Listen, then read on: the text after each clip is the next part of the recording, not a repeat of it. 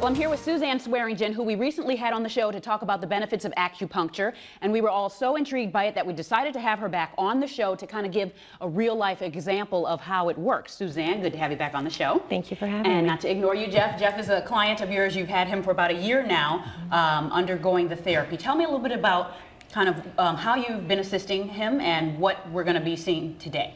Okay.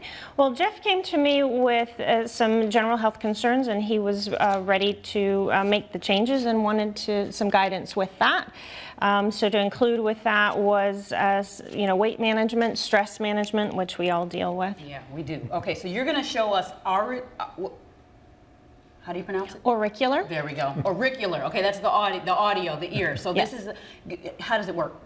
Well, primarily I like to use these particular needles. They're considered ASP needles, which are semi-permanent needles.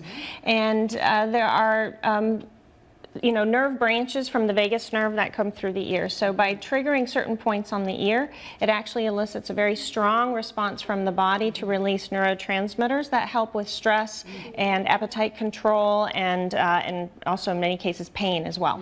Okay, if you want to go ahead and give us a demonstration there, and Jeff, I want to kind of ask you, does it hurt? Is it painful? What does it feel like? It's really not, and I'm not a fan of needles at all. Yeah. But I was amazed at the, Hold that for me. yes, I will. Thank you.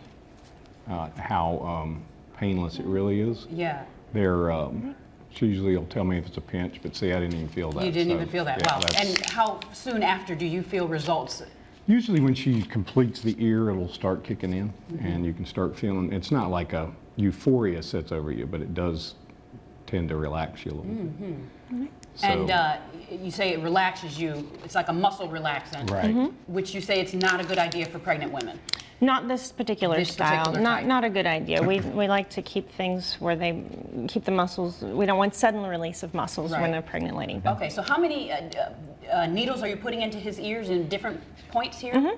Well, today we're going to do 4 on each side. Okay.